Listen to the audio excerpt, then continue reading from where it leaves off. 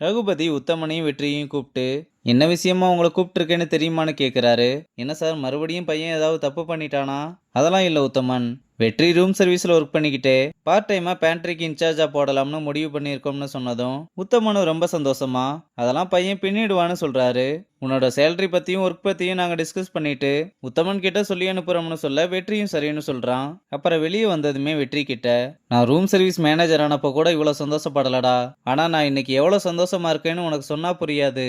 இனிமேல் பேண்ட்ரி உன்னோடதுன்னு சொல்ல, அதெல்லாம் இருக்கட்டும், இந்த பேண்ட்ரினா என்ன? அடங்கொய்யால, உனக்கு அதுவே தெரியாதாடா? சரி விடு, பேண்ட்ரினா ஒன்றும் இல்லை.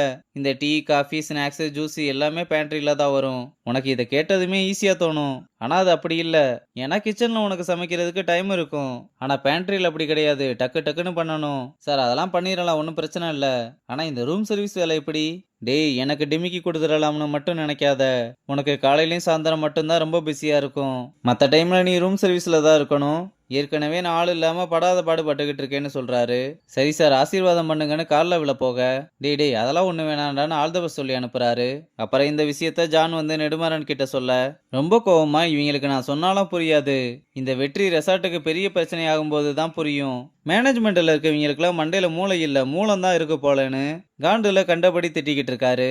இங்கே மியூசிக் டைரக்டரும் வெற்றிக்கு கால் பண்ணி, நீ ஃப்ரீயாக இருந்தால் என் ரூமுக்கு வர முடியுமான்னு கேட்க, அவனும் நான் ஃப்ரீயாக தான் இருக்கேன், இப்போ வந்துடுறேன்னு சொல்கிறான். அப்புறம் வெற்றி வந்ததுமே, நேற்று நீங்கள் ப்ளே பண்ண வாய்ஸ் யாரோடது, அவங்கள நான் மீட் பண்ண முடியுமான்னு கேட்குறாரு.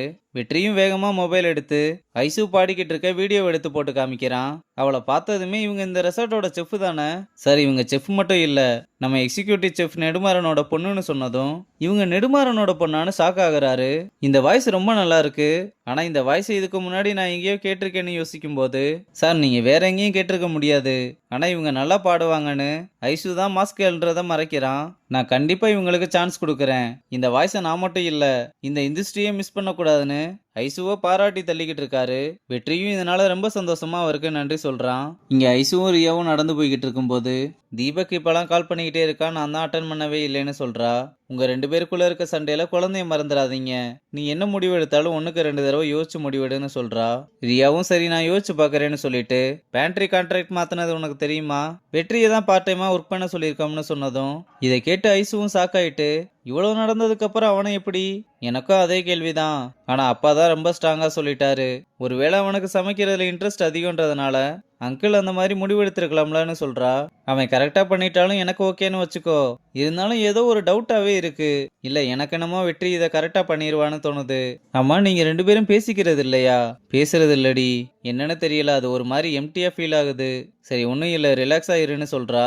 இங்க வேணி பீச்சில் உட்காந்துருக்கும் போது விக்கி வந்து, ஏன் இங்கே தனியாக உட்காந்துருக்கேன்னு கேட்டதும் எந்த பதிலுமே சொல்லாம அங்கேருந்து கிளம்ப, அவளை தடுத்து நிறுத்தி ஏன் என்கிட்ட ஒழுங்காவே பேச மாட்டேன்னு கேட்குறான். நீ பண்ணதுக்கெல்லாம் உங்ககிட்ட பேசுறதே பெரிய விஷயம், பேசவாவது செய்கிறேன்னு சந்தோஷப்பட்டுக்கோ. அன்னைக்கு உன் காலில் விழுகிறேன்னு சொன்னேன்ல, விழுந்ததுக்கப்புறம் எல்லாத்தையுமே மறந்துடுன்னு சொல்லிட்டு காலில் விழுகிறான். டேய் என்னடா பண்ணிக்கிட்டு இருக்க, யாராவது பாத்துற போறாங்க, முதல்ல எந்திரிடான்னு அவனை எழுப்பி விட்டு, ஏன்டா இப்படியெல்லாம் பண்ணிக்கிட்டு இருக்கேன்னு கேட்டா, கல்யாணத்துக்கு அப்புறம் நான் கோவப்பட்டா இந்த மாதிரி கோவிச்சிட்டு போயிருவியா? இதுக்கப்புறமும் உனக்கு கோவப்படுற ஐடியா இருக்கா? இதுதான் உனக்கு லாஸ்ட் வார்னிங். இதுக்கப்புறம் நீ கோவப்பட்டாலோ இல்லை இந்த மாதிரி நடந்துக்கிட்டாலோ நான் போவேன், ஆனால் திரும்பி வரவே மாட்டேன்னு சொல்றா. விக்கியும் இனிமேல் இந்த மாதிரி நான் பண்ணவே மாட்டேன், என்னை நம்புன்னு சொல்ல, அவளும் சமாதானமானதும் கட்டிப்பிடிக்க ஒரு வழியா பிரிஞ்சு போன 2 பேரும் ஒன்று சேர்ந்துட்டாங்க. ஆனா இதை தூரமா நின்று ஸ்ரீநிதி கண்கலங்கி பார்த்துக்கிட்டு இருக்கா. இங்க நெடுமாறன் ரகுபதியை பார்க்க வந்து, உங்ககிட்ட கொஞ்சம் பேசணும்னு. பேண்ட்ரியில எதுக்காக வெற்றி இன்சார்ஜா போட்டீங்க? அவன் சிதம்பரத்தோட பையன்றதுனாலயா? இல்ல மாறன், அப்படியெல்லாம் இல்ல. அவன் இதை நல்லா பண்ணுவான்னு எனக்கு ஒரு நம்பிக்கை இருக்கு. சார், அவன் நம்ம ரெசார்ட்டை எங்கே கொண்டு போய் நிறுத்தினான்னு நீங்கள் மறந்துருக்க மாட்டீங்கன்னு நினைக்கிறேன். பொறுப்பை சரியாக யூஸ் பண்ண தெரியாதவனுக்கு இப்படி பொறுப்புள்ள போஸ்டிங்கை கொடுத்தீங்கன்னா அது சரியில்லை. நம்ம இங்கே ரெசார்ட் நடத்திக்கிட்டு இருக்கோம், ஹைவே மோட்டல் ஒன்றும் நடத்தலை. நான் என்ன சொல்ல வரேன்றது உங்களுக்கு புரிஞ்சிருக்கும்னு நினைக்கிறேன். தயவு செஞ்சு கொஞ்சம் யோசிச்சு பாருங்கன்னு சொல்லிட்டு கிளம்புறான். நல்லா இருந்த மனுஷனோட மனசை குழப்பி விட்டு போகிறதோட இந்த எபிசோட முடிச்சிருக்காங்க.